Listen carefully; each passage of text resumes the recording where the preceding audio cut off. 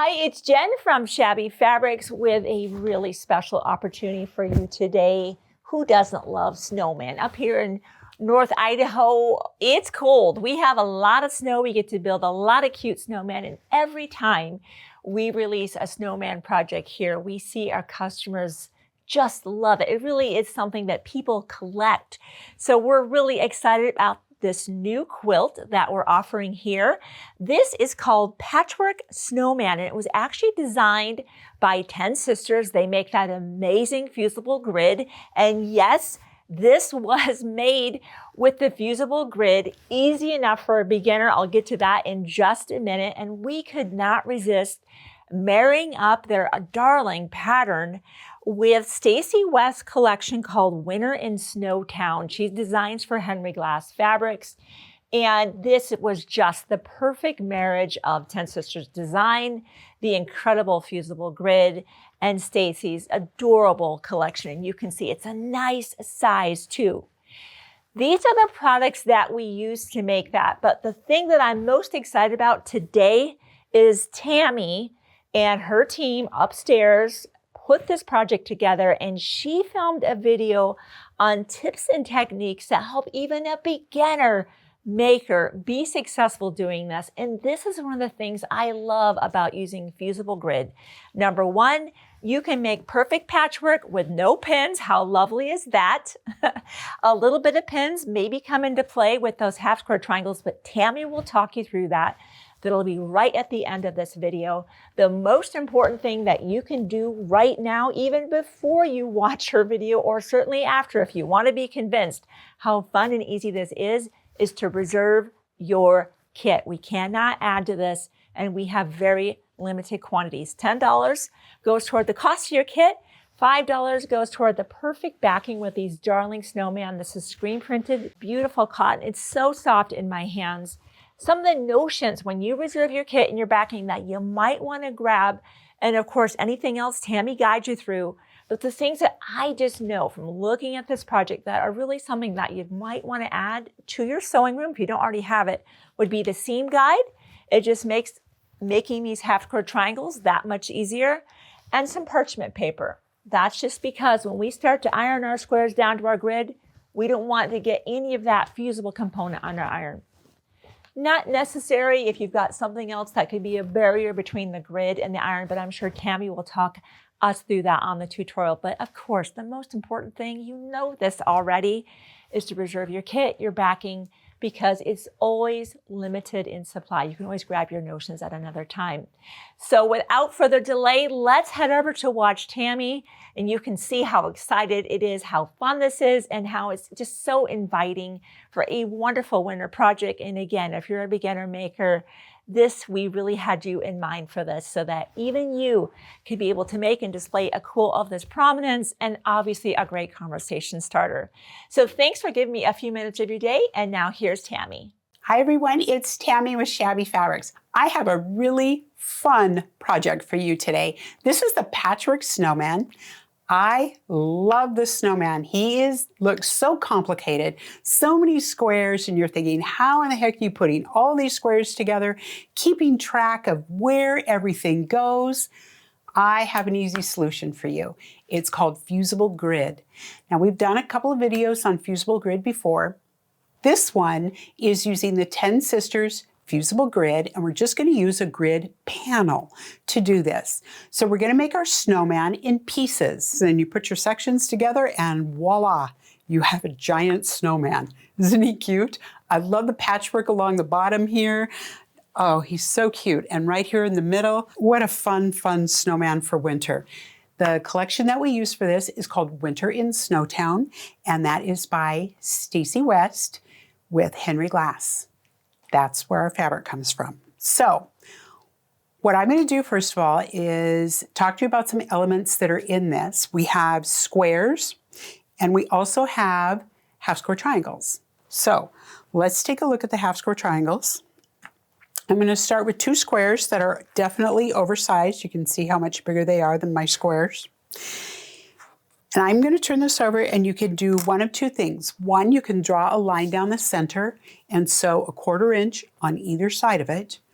Or You can use the Tammy method, which is using the Creative Grids seam guide. I'm going to put this on the back and line this up just like this. So what I'm doing is I'm shifting this tool around until I have a square. I can see it's a point in my square is right here in this groove and right here in this groove. And now I'm just going to draw a line. I'm going to turn this around just like that. And I'm going to draw a line on the other side. Just like that. Now, I have a line to sew on. Instead of trying to find a 1/4 inch on either side, now I know right where I'm sewing. I love that. Makes it so easy. Put these together, sew on the line. This is what it looks like. Now, we're just going to cut this apart. Just like this. Perfect. Now I'm going to press these. Now we're pressing these a couple of different ways. Some of them we're pressing to the red, some of them we're pressing to the white. We do go into detail in the pattern, in our cutting instructions on how to press your stuff. Because when you're nesting your seams, and I'm going to show you where these points are coming together, this intersection right here, if you press one square to the red and one square to the white, these points will nest together and will make it much easier when you're putting your fusible grid together. And I'm going to demonstrate that for you. In fact, I'm going to put together this bottom section for you on camera and show you exactly what I'm doing. All right? Okay, so let's take a look at this. I'm going to press one of these to the red.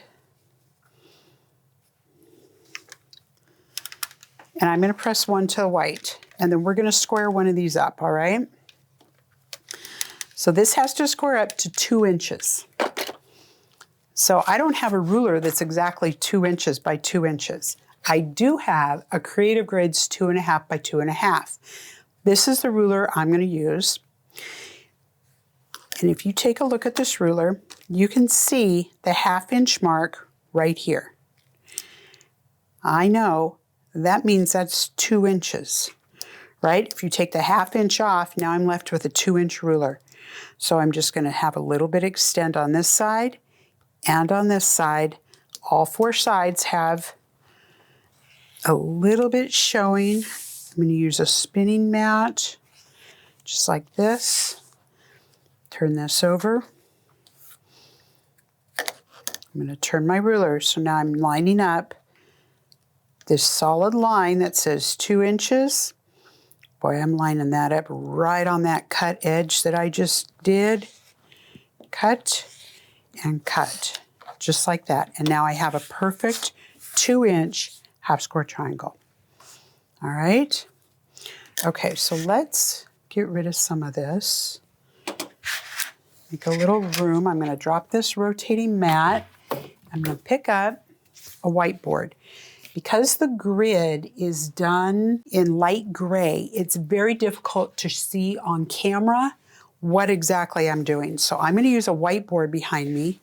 This is just a white flannel board that we made. We use these all the time upstairs in the sewing studio. But now you can see what lines I'm referring to. All right, so what I'm going to do is I'm going to trim my grid down to size. So I'm going to trim along this edge, and this edge, and this edge. And what I've done is I've taken one panel and cut it exactly in half. Remember, I told you I was just going to do a half panel. These are the ones at the bottom. This is a full panel. This is a full panel. This is just a half a panel. So I'm just going to make a half a panel with you on camera. On our pattern, we give you all of your sections just like this so that you can easily figure out where your squares go. All right? Okay. So let's go ahead and trim this panel up.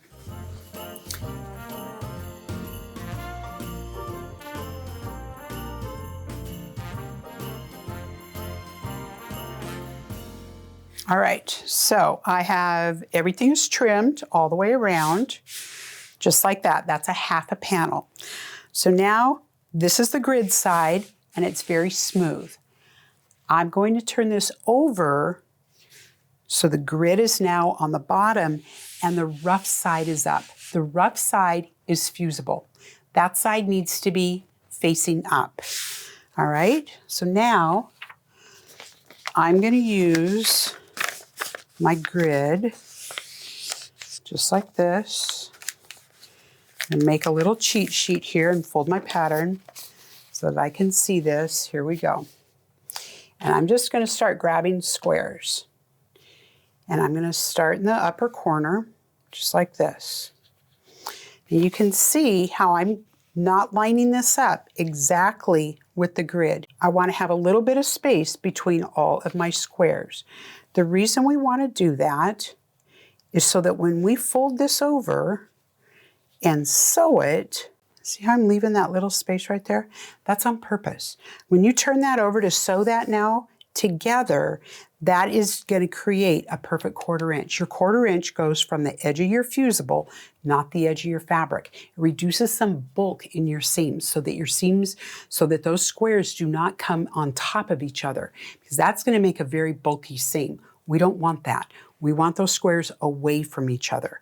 All right, so that's intentional the way that I'm putting these down. All right, so I'm going to go ahead and I'm going to get all of these put down. And when I get this whole thing laid out, I'll take you to the next step, all right?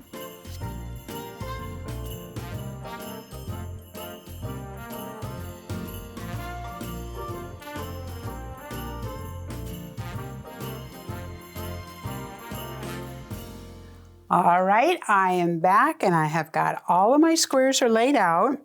So I have been doing a double check just to make sure that they're laid out properly. My reds touch, these touch, these touch.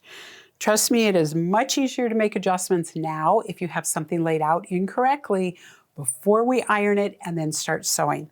So I'm confident I have everything laid out like it's supposed to be.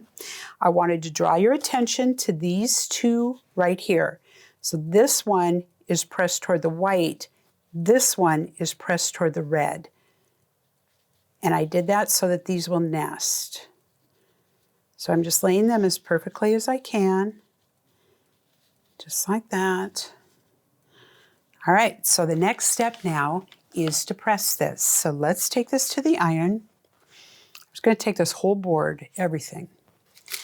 And I'm going to use parchment paper on top of this. Parchment paper is going to protect your iron from the fusible that's in between the squares. Remember, we left that gap. Well, that fusible is still there, so that will get on your iron. So do not put your iron directly on this. You're definitely going to want to use something. And we like parchment paper. It's inexpensive. It's an excellent alternative. I can see through it as well, which is always nice. So I'm going to use parchment paper. You can use a little bit of steam. We'll use steam from the other side in a minute when I get this all tacked down. I'm using a hot iron.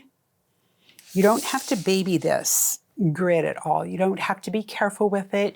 It will take heat and it will take steam very, very well.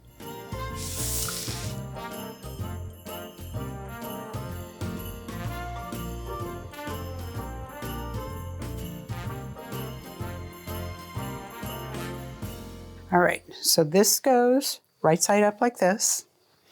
I'm going to start on this side. I'm going to fold these columns over just like that. Okay, I'm going to take this to the sewing machine. All I'm going to do is fold this over. And I'm just going to kind of look at this edge and make sure I can see those light gray dots right on the edge here, just like that.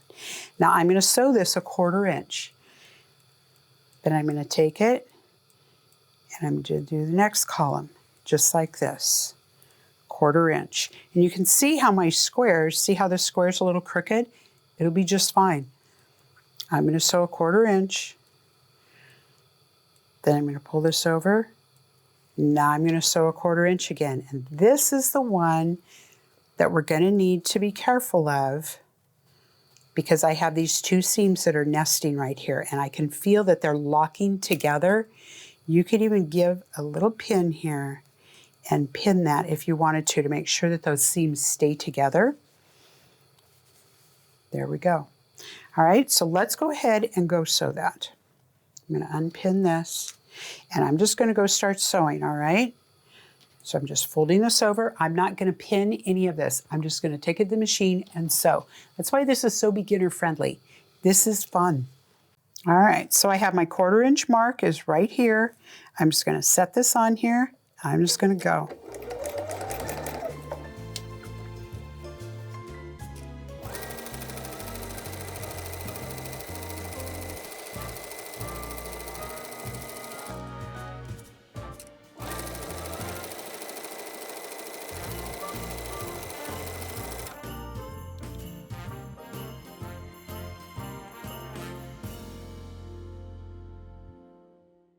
All right, so let's see how we did. Look how those seams nested together, and I have a perfect point here. That is exactly what I was looking for. So you can see how this is all starting to shrink up this way. So when you get this all sewn, this is what this looks like. See that? So I have not pressed this yet. I just wanted to show you what it looked like when it was all sewn, and all I did was just sew all the columns. Set that one aside. So now we're going to clip the intersections where we sewed. I'm going to show you that. So right here between these two squares, I'm just going to clip that. Now it does not matter if you clip your stitching or not. Don't panic. You can clip your stitching. It's not a problem. Because now I'm going to put this on the ironing mat, and we're going to press this way and this way, all right? So to do that, I want to press these rows every other direction. I'm going to do it from the back. Here we go. I'm just going to run this iron right along there. All right, now the next row needs to go the other way, so I'm going to turn this over to do that. This row is what so now I'm focusing on the next row. I'm just putting gentle pressure out here on the edge of this. I'm just kind of bouncing my iron along. I'm making sure that I'm coming up over that seam with my iron so I don't drag that seam allowance the wrong way. Just like that. Okay, that's how I want that to look. So I'm just going to keep doing that for this whole thing. All right.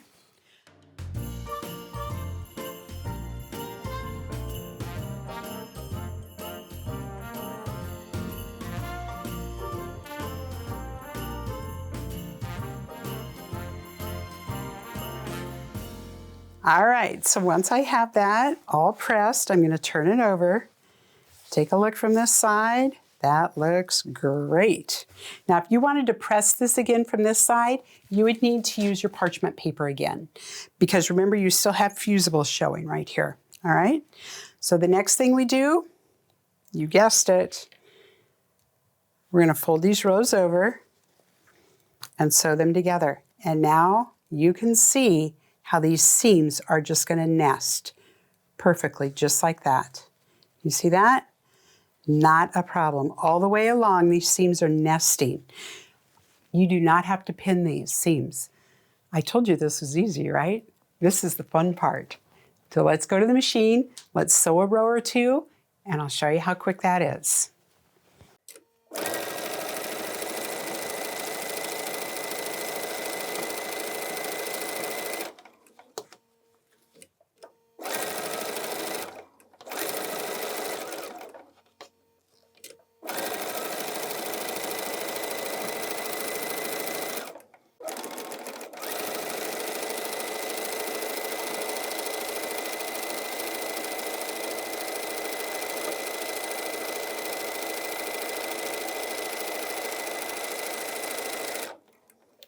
All right, so now when we open this up, look at this point is perfect, just exactly where I want it.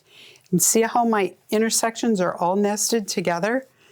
And you saw I used no pins on that. How crazy, right? All right, so this one I've done ahead of time. So to press this, we're just going to press everything all one way, just like this.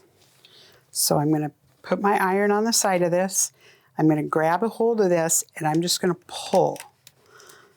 I just want all those seams just to go one direction. And the pattern will tell you which way to put your seams so that all your seams nest together when you're actually putting your sections together on your snowman.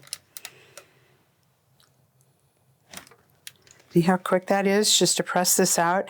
And I'm not using any kind of a pressing cloth or anything. This iron is on full hot, it's on high temperature, and it just goes right along, just like that.